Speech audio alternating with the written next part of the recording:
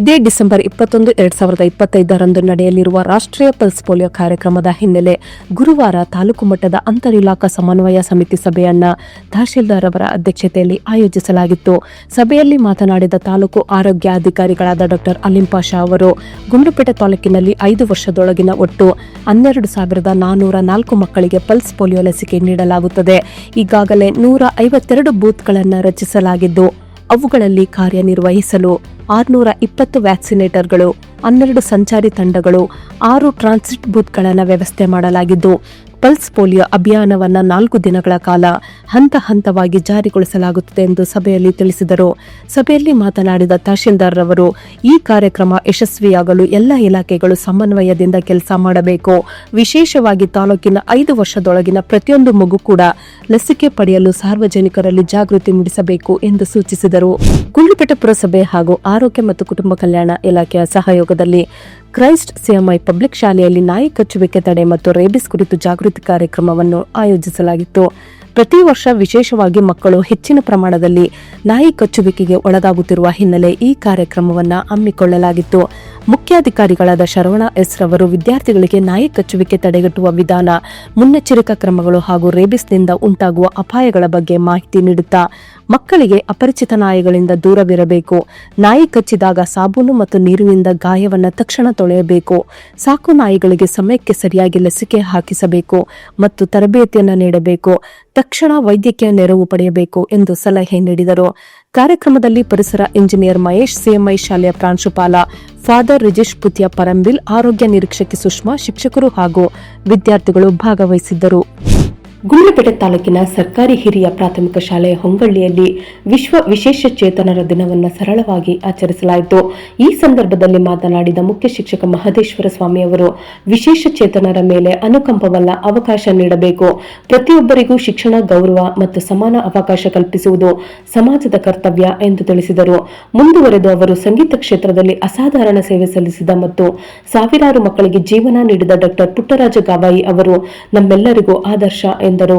ಸರ್ಕಾರ ನೀಡುವ ಎಲ್ಲಾ ನೆರವು ಹಾಗೂ ಸೌಲಭ್ಯಗಳನ್ನು ಅವರಿಗೆ ತಲುಪಿಸುವ ಮೂಲಕ ಮಾನವೀಯತೆ ತೋರಿಸಬೇಕೆಂದು ಅವರು ಕರೆ ನೀಡಿದ್ದಾರೆ. ಕಾರ್ಯಕ್ರಮದಲ್ಲಿ ಶಿಕ್ಷಕರಾದ ನಂದಿನಿ, ವಿನೋದ, ಕವಿತಾ ಹಾಗೂ ವಿದ್ಯಾರ್ಥಿಗಳು ಹಾಜರಿದ್ದರು. ವಿಶ್ವ ವಿಕಲಚೇತನರ ದಿನಾಚರಣೆ ಅಂಗವಾಗಿ ವಿಕಲಚೇತನರಿಗಾಗಿ ಜಿಲ್ಲಾ ಮಟ್ಟದ ಕ್ರೀಡಾ ಮತ್ತು ಸಾಂಸ್ಕೃತಿಕ ಸ್ಪರ್ಧೆಗಳು ನಗರದ ಡಾ ಬಿಆರ್ ಅಂಬೇಡ್ಕರ್ ಜಿಲ್ಲಾ ಕ್ರೀಡಾಂಗಣದಲ್ಲಿ ಸೋಮವಾರ ಜರುಗಿದವು. ಕಾರ್ಯಕ್ರಮಕ್ಕೆ ಚಾಲನೆ ನೀಡಿದ ಹೆಚ್ಚುವರಿ ಜಿಲ್ಲಾಧಿಕಾರಿ ಜವರೇಗೌಡ ಮಾತನಾಡಿ, ವಿಕಲಚೇತನರು ತಮ್ಮ ನ್ಯೂನತೆಯನ್ನು ದುರ್ಬಲತೆ ಎಂದುಕೊಳ್ಳದೆ ಸಕಾರಾತ್ಮಕ ಮನೋಭಾವದಿಂದ ಸಾಧನೆಗೆ ಮುಂದಾಗಬೇಕು ಎಂದು ತಿಳಿಸಿದರು. ನಂಬಿಕೆ ಮತ್ತು ಪರಿಶ್ರಮ ಇದ್ದರೆ ಯಾವುದೂ ಅಸಾಧ್ಯವಲ್ಲ. ಪರಿಶ್ರಮ ಮತ್ತು ನಿಷ್ಠೆಯ ಮೂಲಕ ಜಗತ್ತಿಗೆ ಬೆಳಕು ನೀಡಿದ ಆವಿಷ್ಕಾರಕ ಥಾಮಸ್ ಅಲ್ವಾ ಎಡಿಸನ್ ಅವರ ಜೀವನ ಎಲ್ಲರಿಗೂ ಸ್ಫೂರ್ತಿ ಎಂದು ಶ್ಲಾಘಿಸಿದರು. ಕಾರ್ಯಕ್ರಮವನ್ನು ಜಿಲ್ಲಾಡಳಿತ, ಜಿಲ್ಲಾ ಪಂಚಾಯಿತಿ, ಮಹಿಳಾ ಮತ್ತು ಮಕ್ಕಳ ಅಭಿವೃದ್ಧಿ ಇಲಾಖೆ ಹಾಗೂ ವಿಕಲಚೇತನರ ಮತ್ತು ಹಿರಿಯ ನಾಗರಿಕರ ಸಬಲೀಕರಣ ಇಲಾಖೆ ಸಂಯುಕ್ತದಲ್ಲಿ ಆಯೋಜಿಸಲಾಗಿತ್ತು.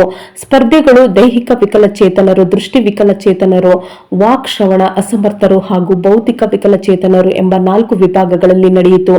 ಪ್ರತಿ ವಿಭಾಗದಲ್ಲಿ ಕ್ರೀಡೆ ಹಾಗೂ ಸಾಂಸ್ಕೃತಿಕ ಸ್ಪರ್ಧೆಗಳನ್ನು ಆಯೋಜಿಸಲಾಗಿತ್ತು. ಸ್ಪರ್ಧೆಯಲ್ಲಿ ಜಯಗಳಿಸಿದವರಿಗೆ ಪ್ರಶಸ್ತಿಗಳನ್ನು ಪ್ರದಾನ ಮಾಡಲಾಗಿ ಗುಂಡ್ಲುಪೇಟೆ ವಿಭಾಗದ ಸ್ಪರ್ಧಿಗಳು ವಿವಿಧ ವಿಭಾಗಗಳಲ್ಲಿ ಭಾಗವಹಿಸಿ ಹಲವಾರು ಪ್ರಶಸ್ತಿಗಳನ್ನು ತಮ್ಮದಾಗಿಸಿಕೊಂಡಿದ್ದಾರೆ. ಭಾಷಾಭಿಮಾನ ಬೆಳೆಸಿಕೊಂಡಾಗ ಮಾತ್ರ ಮಾತೃಭಾಷೆಯು ಮತ್ತಷ್ಟು ಎತ್ತರಕ್ಕೆ ಏರುವುದು ಎಂದು ಹಿರಿಯ ಸಿವಿಲ್ ಮತ್ತು ಜೆಎಂಎಫ್ಸಿ ನ್ಯಾಯಾಧೀಶ ಬಸವರಾಜ ತಳವಾರ್ ಅವರು ಅಭಿಪ್ರಾಯಪಟ್ಟರು. ಪಟ್ಟಣದ ನ್ಯಾಯಾಲಯದ ಆವರಣದಲ್ಲಿ ತಾಲೂಕು ಕಾನೂನು ಸೇವಾ ಪ್ರಾಧಿಕಾರ ಹಾಗೂ ವಕೀಲರ ಸಂಘದ ಸಂಯುಕ್ತಾಶ್ರಯದಲ್ಲಿ ನಡೆದ ಕನ್ನಡ ರಾಜ್ಯೋತ್ಸವ ಕಾರ್ಯಕ್ರಮವನ್ನು ಉದ್ಘಾಟಿಸಿ ಮಾತನಾಡಿದ ಅವರು, ಕನ್ನಡದ ಮೇಲೆ ಹೆಚ್ಚಿನ ಪ್ರೀತಿ ಮತ್ತು ಗೌರವ ಬೆಳೆಸಿಕೊಂಡಾಗ ಮಾತ್ರ ಭಾಷೆಯ ಬೆಳವಣಿಗೆ ಸಾಧ್ಯ. ಕನ್ನಡಿಗರು ಭಾಷಾಭಿಮಾನಿ ಆಗಬೇಕು ಎಂದು ಸಲಹೆ ನೀಡಿದರು. ಕೇರಳ ಮತ್ತು ತಮಿಳುನಾಡು ಗಡಿಯನ್ನ ಹೊಂದಿರುವ ಗುಂಡ್ಲುಪೇಟೆ ತಾಲೂಕಿನಲ್ಲಿ ಪರಭಾಷಿಕರ ಪ್ರಮಾಣ ಸಹಜವಾಗಿ ಹೆಚ್ಚಿರುವುದನ್ನು ಉಲ್ಲೇಖಿಸಿದ ನ್ಯಾಯಾಧೀಶರು, ಕನ್ನಡಿಗರು ದೈನಂದಿನ ಬದುಕಿನಲ್ಲಿ ಕನ್ನಡ ಮಾತನಾಡಿ ಕನ್ನಡದಲ್ಲೇ ವ್ಯವಹಾರ ನಡೆಸಿದಾಗಲೇ ಭಾಷೆ ಗಟ್ಟಿಯಾಗುತ್ತದೆ ಎಂದು ತಿಳಿಸಿದರು. ಕಾರ್ಯಕ್ರಮದಲ್ಲಿ ಶಿರಸ್ತೇದಾರ್ ಶಬೀರ್ ಅಲಿ, ರಾಘವೇಂದ್ರ, ವಕೀಲರ ಸಂಘದ ತಾಲೂಕು ಅಧ್ಯಕ್ಷ ಟಿಎಸ್ ವೆಂಕಟೇಶ್ ಹಾಗೂ ವಕೀಲ ಮನು ಶ್ಯಾನ್ಭೋಗ್ ಸೇರಿದಂತೆ ಅನೇಕರು ಹಾಜರಿದ್ದರು. ಗುಂಡ್ಲುಪೇಟೆಯ ವೀರನ್ಪುರ ಬಡಾವಣೆಯ ಕೆಎಸ್ಎಸ್ಐಡಿಸಿ ಕೈಗಾರಿಕಾ ಪ್ರದೇಶದಲ್ಲಿ ಎಂಎಸ್ಎಂಇ ರ್ಯಾಂಪ್ ಯೋಜನೆಯಡಿಯಲ್ಲಿ ಝೆಡ್ಲಿನ್ ಯೋಜನೆ ಕುರಿತ ಒಂದು ದಿನದ ಕಾರ್ಯಾಗಾರ ನಡೆಯಿತು. ಶಾಸಕರಾದ ಎಚ್ಎಂ ಗಣೇಶ್ ಪ್ರಸಾದ್ ರವರು ದೀಪ ಬೆಳಗಿಸಿ ಕಾರ್ಯಕ್ರಮವನ್ನು ಉದ್ಘಾಟಿಸಿದರು. ಕಾರ್ಯಕ್ರಮದಲ್ಲಿ ಮಾತನಾಡಿದ ಶಾಸಕರು, ಗಡಿಭಾಗ ಪ್ರದೇಶವಾದ ಗುಂಡ್ಲುಪೇಟೆಯಲ್ಲಿ ನಿರುದ್ಯೋಗ ನಿವಾರಣೆಗಾಗಿ ಕೈಗಾರಿಕೆಗಳಿಗೆ ಉತ್ತೇಜನ ಅಗತ್ಯ.